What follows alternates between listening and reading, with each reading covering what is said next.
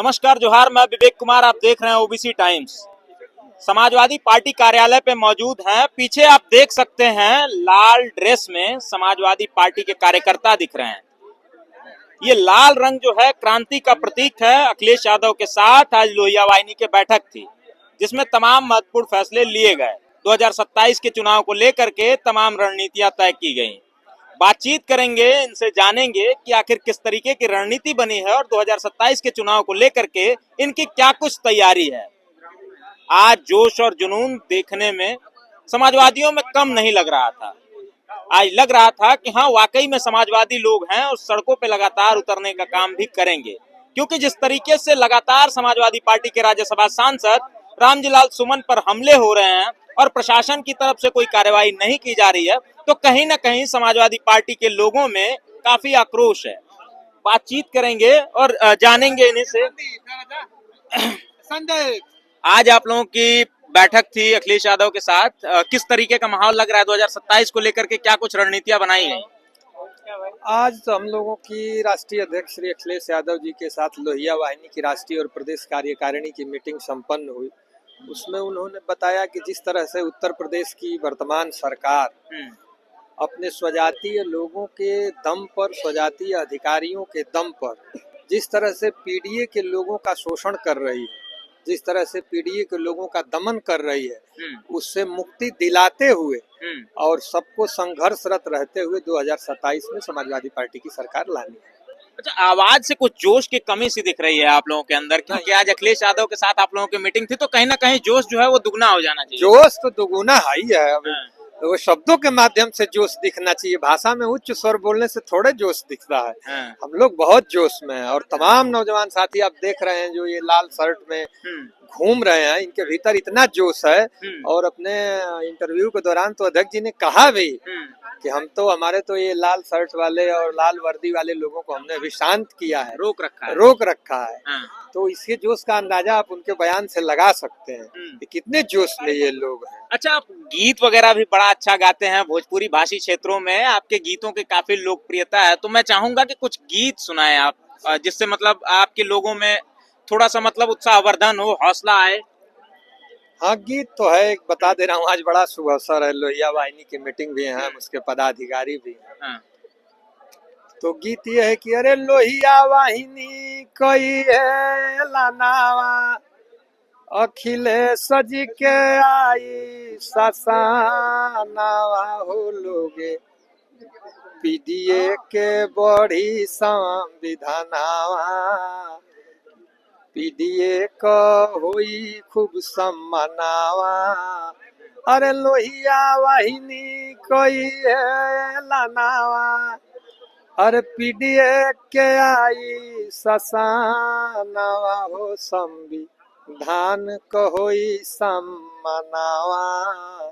तो हम लोग पीडीए की सरकार लाएंगे और उसी के माध्यम से आदरणीय राष्ट्रीय अध्यक्ष जी हमारे उत्तर प्रदेश के मुख्यमंत्री होंगे और उत्तर प्रदेश में पीडीए के अधिकारों और उनके ऊपर जो दमन चल रहा है उससे मुक्ति दिलाएंगे। अच्छा, ये बताइए, उत्तर प्रदेश में एक बात की जाती थी कि जब भी कहीं जुल्म होता है, अत्याचार होता है या अपराधी निरंकुश हो जाते हैं, तो उनके घरों पे बुलडोजर चल जाता था।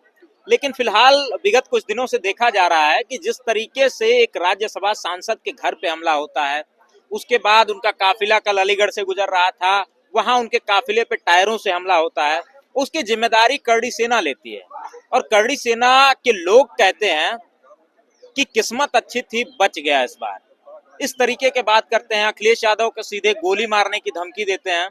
क्या समाजवादियों का जोश कम हो चुका है या समाजवादी लोग अब उस तरीके का संघर्ष नहीं कर पा रहे हैं? ये सवाल संघर्ष का है ही नहीं। हम लोग तो संविधान को मानने वाले लोग हैं, लोकतंत्र को मानने वाले लोग हैं। ये तो राष्ट्रीय अध्यक्ष जी ने भी कहा और ये आप और सबके जेहन में ये सवाल है कि ये जिस तरह के कार्य हो रहे हैं और देश की तीसरी सबसे बड़ी पार्टी समाजवादी पार्टी, उत्तर प्रदेश जैसे बड़े राज्य के पूर्व मुख्यमंत्री, उसके राष्ट्रीय अध्यक्ष अखिलेश यादव को दिन दहाड़े गोली मारने की चुनौती दी जा रही है। राज्यसभा सांसद रामजीलाल सुमन के घर पे आक्रमण हो रहा है, उनके काफिले पे आक्रमण हो रहा है। तो इसमें समाजवादियों का जोश का सवाल ही नहीं है। ये तो वो मुख्यमंत्री के स्वजातीय लोग खुली चुनौती दे रहे हैं उनके लोकतंत्र को, प्रशासन को, उनके शासन को कि आइए हम लोग तो जो करना है सो कर लेंगे और आपका बुलडोजर भी हमारा नहीं कुछ कर पाएगा। अच्छा, पहली बार जब ये घर पे हमला करते हैं उसके बाद कोई कार्रवाई नहीं होती है तो मनोबल इतना बढ़ जाता है कि दोबारा उनके काफिले पे हमले कर देते हैं। तो क्या जो बुलडोजर तंत्र था निष्क्रिय हो चुका है, खत्म हो चुका है, या इसलिए है कि करड़ी सेना के जो लोग हैं वो मुख्यमंत्री जी की बिरादरी के लोग हैं? यही कारण वो बुलडोजर तंत्र है, लेकिन किन के लिए? पीडीए समाज के लिए, लोगों के लिए, जो पिछड़े दलित अल्पसंख्यक समाज के लोग हैं उनके ऊपर कार्यवाही के लिए उनका बुलडोजर चलता है। वो स्वजातीय लोगों के नहीं। स्वजातीय लोग कितना ही अपराध करें, कुछ भी करें, लेकिन उनके ऊपर कोई असर नहीं है। उनका बुलडोजर का रुख मुड़ जाता है उनकी तरफ। आप देखिए, एक बहुत छोटी सी घटना आपको बता रहा हूँ। एक रितेश मौर्य नामक लड़का था जौनपुर का। उसने बाबा साहब अम्बेडकर की जयंती के दिन उसने तलवार से केक काट दिया। उसके ऊपर मुकदमा हो गया, जेल चला गया। और दूसरी तरफ एक आदमी खुलेआम फेसबुक और सोशल मीडिया और मीडिया के माध्यम से खुली चुनौती दे रहा है उत्तर प्रदेश के पूर्व मुख्यमंत्री आदरणीय अखिलेश यादव जी को गोली मारने की, लेकिन उसपे क्या कार्रवाई हो रही है? कुछ नहीं हो रही है। तो जिससे ये पता चलता है कि इनका जो शासन है, इनकी जो तानाशाही रवैया है, वो विपक्ष के और पीडीए समाज को दमित और शोषित करने के लिए ही ये तंत्र चल रहा है। चलिए, शुक्रिया। ये समाजवादी पार्टी के तमाम नेता और कार्यकर्ता लगातार सत्ता पक्ष पे इल्जाम लगा रहे हैं कि उनकी जो बुलडोजर की कार्रवाइयां होती हैं या जो भी कार्रवाइयां सोशल पीडीए समाज का होता है वो जाति और बिरादरी देख करके होता है। अगर गुंडा माफिया अपराधी उनकी खुद की बिरादरी का होता है तो उनका बुलडोजर निष्क्रिय हो जाता है। बातचीत करेंगे और भी तमाम कार्यकर्ता हैं जिनसे। आज तो आप लोगों की बैठक थी अखिलेश यादव के साथ, जोश कैसा है? बहुत अच्छा, बहुत अच्छा, बहुत ऊर्जा भर दी है माननीय जी ने। इतनी ऊर्जा भर दी है, इतना जोश है कि जोश में मतलब होश नहीं खोना है। 2027 की तैयारी करनी, इसी जोश के साथ हम सत्ता परिवर्तन करेंगे। अच्छा, जिस तरीके से रामजीलाल सुमन पे हमले हो रहे हैं लगातार, अखिलेश यादव ने आज प्रेस कॉन्फ्रेंस के दौरान कहा कि ये जो लाल शर्ट में लाल कपड़ों में बैठे हुए लोग हैं इनको हमने रोक रखा है, अगर हमने छूट दे दी होती तो बहुत कुछ हो जाता। माननीय राष्ट्रीय अध्यक्ष ने रोक रखा था। तब आप देखिए, जब आगरा वो रोड शो कर वो मतलब मिलने गए थे रामजीलाल जी सुमन के घर, तो कई हजार गाड़ियां का काफिला था। नहीं रोके होते तो शायद आगरा जाम हो जाता। आगरा जाम हो जाता और आगरा की सारी व्यवस्था चरमरा जाती। तो राष्ट्रीय अध्यक्ष जी ने जब भी इशारा किया तो करणी सेना कहाँ जाएगी वो पता नहीं पाएगी। तो आज की बैठक में क्या उन्होंने खुली छूट दे दी आप? नहीं, कोई छूट नहीं। हमें पूरा अनुशासन में और लोकतंत्र पे विश्वास रखने के लिए माननीय जी ने कहा है कि हम लोग लोकतांत्रिक लोग हैं, लोकतंत्र पे विश्वास रखते हैं, संविधान पे विश्वास रखते हैं, कानून व्यवस्था पे विश्वास रखते हैं। और ये जो चुनौती उन्होंने दी है, ये चुनौती हमारी नहीं है। ये चुनौती तो हमेशा पुलिस को और सिस्टम को दिया जाता है। सत्ता में जो है उनको चुनौती है। विपक्ष के लोगों को आप कह रहे हो कि हम मारेंगे, ये कर देंगे, वो कर देंगे, तो ये तो हमें मार दोगे, आप मारने की धमकी दे रहे हो, तो हमारी सुरक्षा किसकी जिम्मेदारी है? सरकार की, जो सिस्टम में है। हमारी सुरक्षा किसकी जिम्मेदारी? उत्तर प्रदेश पुलिस की। देश जैसे सीमा की सुरक्षा किसकी जिम्मेदारी है? सैनिकों की, आर्मी की। तो अगर वो अपना काम भूल जाएंगे और कोई चुनौती दे रहा है, अगर हमारा दुश्मन चुनौती दे रहा है और हमें सुरक्षा नहीं मिल रही है, ये तो हमारे सिस्टम का फेल्योर है, हमारा फेल्योर नहीं है। अच्छा, एक सवाल आपसे रहेगा, हालांकि ये सवाल जो है ये सत्ता से होना चाहिए था, कि एक छोटे से बयान पे एक समुदाय की भावना आहत हो जाती है। कुछ नहीं है। तो वो जो लोग हैं लगातार लड़ाइयाँ लड़ने के लिए सड़कों पे उतर आते हैं, हथियार लहराते हैं, नंगी तलवारें लेकर के उतरते हैं, लेकिन पहलगाम में हमला होता है जिसमें लगभग 26-27 लोग मरते हैं। तलवार लेके वो पाकिस्तान चले जाएं, यही तलवार लेकर पाकिस्तान चले जाएं और वहां से 10-20 गला काट लाएं, तब समझ में आता है। ये तलवार और तलवार की धार दोनों सत्ता संरक्षित है।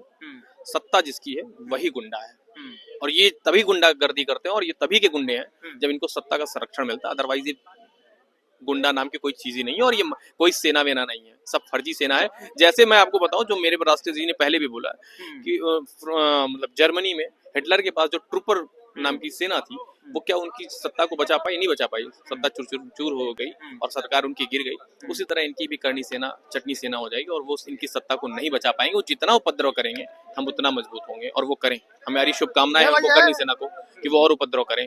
हम उनसे हर तरह से लड़ने और भिड़ने को और सत्ता परिवर्तन करने को तैयार हैं। अच्छा, उत्तर प्रदेश के उप मुख्यमंत्री केशव प्रसाद मौर्य हैं, वो लगातार आए दिन ऐसे बयान देते रहते हैं और कहते रहते हैं कि समाजवादी पार्टी के नेता गुंडे होते हैं। आप भारतीय जनता पार्टी के लोगों को कह रहे हैं? नहीं, देखिए गुंडागर्दी कौन कर रहा है, तलवार लेके कौन खुला टहल रहा है, जो टहल रहा है, जो गुंडागर्दी कर रहा है उसी को तो गुंडा कहेंगे। और आप कह रहे हैं कि समाजवादी गुंडा होते हैं, तो आप किसकी बात कर रहे हैं, किस डिप्टी सीएम की, जिसको हाईकोर्ट ने तलब किया फर्जी डिग्री लगाने में? ये बेईमान लोग हैं, ये भ्रष्ट और बेईमान लोग हैं। इनके प्रधानमंत्री भी भ्रष्ट और बेईमान है, उनके पास भी डिग्री नहीं है, वो भी दूसरी की डिग्री लगाते हैं। और ये इनके डिप्टी सीएम है केशव प्रसाद मौर्य, इनके पास भी डिग्री नहीं, उन्होंने फर्जी डिग्री लगा रखी है। तो सब आज नहीं तो कल इनके सारे पोल खुलेंगे और ये बेनकाब हो जाएंगे। चलिए और भी लोग हैं, बातचीत करेंगे। बैठक में आज क्या कुछ बात हुई 2027 की रणनीतियों को लेकर, क्या कुछ बातचीत हुई? बैठक में सार्थक पहल हुई और मेहनत का लिए दिया गया कि जिम्मेदारी और मेहनत, लगन, शोषित, वंचित, उपेक्षित को कैसे सुरक्षित कराया जाए, बढ़ती बेरोजगारी पर कैसे काबू पाया जाए और कैसे बूथ स्तर पर हम लोग मजबूत होकर 2027 की सत्ता में काबिज हो पाए, उसके परिप्रेक्ष्य में निर्देशित किया गया हम लोगों को। और जो सुझाव हम लोगों से मांगे गए थे, हम लोगों ने सुझाव पे दिया कि कैसे हम लोग काम करेंगे, कैसे बढ़ेंगे। उस पर माननीय राष्ट्रपति जी ने जो भी दिया हम लोगों ने नोट किया। अब उस पर हम लोग 2027 तक परमानेंट काम करेंगे और हम लोग 27 में सत्ता हासिल करने तक जी जान लगा देंगे। अच्छा चलिए, और भी लोग हैं, समाजवादी पार्टी के तमाम नेता हैं, बातचीत करेंगे। लगातार जिस तरीके से रामजी लाल सुमन पे हमले हो रहे हैं, हमला पहले होता है, फिर कल भी एक हमला हुआ, किस तरीके से इस हमले को आप देखते हैं? देखिए, मैं तो सबसे पहले ये कहूंगा कि तो कायरतापूर्ण घटना है, क्योंकि वो सांसद हैं, देश के सर्वोच्च पदों पर जाकर के बैठे हुए हैं, चुनाव लड़ के जीते हुए हैं। मैं जिनसे कहना चाहता हूँ, अगर निपटना है तो खुल करके आप मैदान में आइए, निपट लीजिए। इस तरफ चलते हुए लोग किसी के ऊपर अगर आप ईंट पत्थर मारेंगे, किसी गाड़ी मारेंगे, चलते हुए लोग किसी के ऊपर पड़ जाए, बहन बेटियां चलते हैं रोडों पे और लोग चल रहे हैं, राहगीर चल रहे हैं, मजदूर चल रहे हैं, उनको भी चोटें लग सकती हैं जिस तरफ से आप मार रहे हैं। और हम कह रहे हैं कि माननीय राष्ट्रीय अध्यक्ष हमारे आदरणीय श्री अखिलेश यादव जी ने कह दिया है, पार्टी के हमारे जो वरिष्ठ नेता हैं, जो विधायक हैं, जो सांसद हैं, अब आप लोग धर्म के नाम कुछ और महापुरुषों के नाम ऐसी चीजों पे आप नहीं बोलेंगे जिससे समाज में उसका जो है बुरा फल पड़े, लोगों को जो ऐसा लगता है। तो उन्होंने कहा अब कोई इस पे जो महापुरुषों पे कोई बात नहीं करेगा जो है। लेकिन फिलहाल वो सांसद हैं, वो आल हिंदुस्तान के किसी भी कोने में जा सकते हैं। इसका ये मतलब नहीं है आप मारते हुए फिरते चलिए। अच्छा, पहलगाम में इतना बड़ा आतंकी हमला हुआ है, उसके बाद फिर रामजी लाल सुमन पे हमला होना, क्या लगता है कि पहलगाम का जो हमला है उस खबर को दबाने के लिए इनके ऊपर हमला हुआ है? देखिए, सबसे पहले तो आपसे मैं यही कहना चाहता हूँ, पहलगाम का जो हमला हुआ है वो पूरे देश को झकझोर दिया। और आप देखें, जो हमारे पर्यटक दूर दूर से जाते हैं, जो कश्मीर एक भारत का दिल है, ऐसी घटना नहीं होनी चाहिए। और कश्मीर के अंदर जिस तरफ है, आप ये कह सकते हैं 26 लोगों ने अपनी जान गंवाई, जिसे हम नेताजी ने बोल दिया कि शहीद का दर्जा दिया गया है। तो मैं आपको मतलब ये कहना चाहता हूँ कि निश्चित ही को दबाने के लिए ये बीजेपी के लोग आए दिन कोई न कोई घटना करते रहते हैं कि ताकि ये सांसद है, इनके ऊपर चोट मारा जाए, इनकी गाड़ियां तोड़ी जाए, तो मुद्दा दूसरी तरफ चल जाए। लेकिन हम लोग बस देश के प्रधानमंत्री से यही होना चाहिए कि न्याय हमें कब मिलेगा। एक छोटा सा देश पाकिस्तान आए दिन हमला करता है, कभी पठानकोट करता है, तो कभी जो है कश्मीर में कि विभिन्न जगहों पे करता है। ये बड़ा हमला था हमारे पर्यटक स्थल के जो लोग घूमने गए थे, बेचारे जो शादी के जोड़े गए थे, देखिए आपने जिसमें बैठी हुई एक महिला, उसकी नई शादी हुई थी, उसके पति उसके सामने मार दिया जाता है, वो एक माँ है अपने बच्चों को खो देती है। ये घटनाएं निंदनीय है और हम लोगों से तो यही कहते हैं कि माननीय प्रधानमंत्री जी इसका बदला कब लेंगे आप। लोगों से मैं यही कहना चाहता हूँ, बहुत से लोग पूछ रहे हैं अखिलेश यादव से, प्रधानमंत्री हैं, देश के सवाल कर रहे हैं आप उत्तर प्रदेश के पूर्व मुख्यमंत्री से। नहीं, सवाल तो हम सत्ता से करना चाहते हैं, लेकिन कॉन्फ्रेंस करते ही नहीं है जिसमें पत्रकार जाकर के सवाल पूछ सके। वो तो डेटा के आधार पर आपको आना पड़ेगा और देश का प्रत्येक नागरिक अपने प्रधानमंत्री से सवाल कर सकता है, मीडिया के माध्यम से, अखबार के माध्यम से, टीवी के माध्यम से, वो बात करने के लिए स्वतंत्र है। और मैं यही कहना चाहता हूँ कि जितनी जल्दी से जल्दी हो, हम लोग को न्याय मिलना चाहिए। नहीं तो हमारे जो पर्यटक है आए दिन जो जाते रहते हैं, वो धैर्य फामे हुए हैं और लोग प्रधानमंत्री की तरफ आंखें निकाल के देख रहे हैं कि कब हमें वो न्याय मिलेगा। चलिए, शुक्रिया। ये हमारे साथ समाजवादी पार्टी के तमाम नेता थे जिनसे बातचीत हुई, लगातार उन मुद्दों पे जिस मुद्दों पे बात आज के समय में नहीं हो रही है। जिस तरीके से लगातार समाजवादी पार्टी के राज्यसभा सांसद पे हमले हो रहे हैं और करड़ी सेना का मनोबल कहीं ना कहीं बढ़ा हुआ है, किस तरीके से देखते हैं इसे आप? उनके हौसले इतने बुलंद कैसे हैं?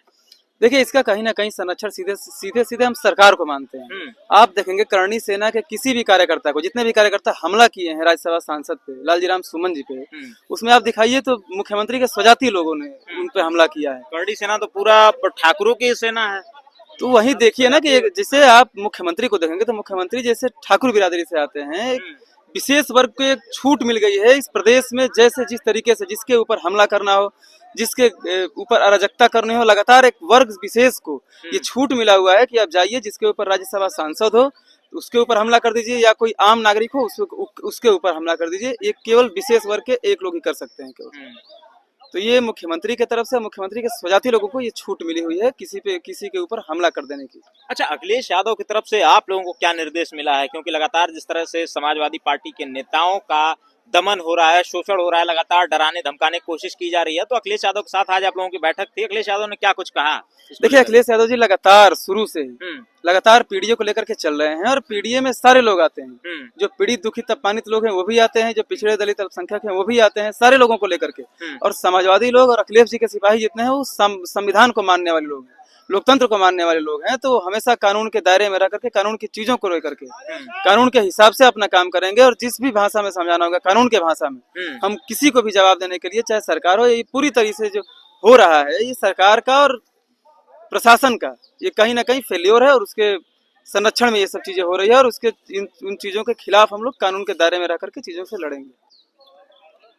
आज अखिलेश यादव की प्रेस कॉन्फ्रेंस थी। अखिलेश यादव ने लोहिया वाहिनी के लोगों के साथ बैठक की, बैठक करके 2027 की रणनीति पर तैयारी शुरू कर दी। अखिलेश यादव पूरे फायर मोड में है कुछ दिनों से, आप देख रहे हैं लगातार बैठकें पे बैठकें वो अपने कार्यकर्ताओं के साथ कर रहे हैं। कहीं ना कहीं प्लानिंग बहुत लंबी चौड़ी है। भारतीय जनता पार्टी या तमाम जो विपक्षी पार्टियां हैं वो घबराई हुई हैं। फिलहाल आप क्या सोचते हैं वो कमेंट्स के माध्यम से बताइएगा। हम जल्द मिलेंगे अगली वीडियो में, तब तक के लिए नमस्कार, जोहार।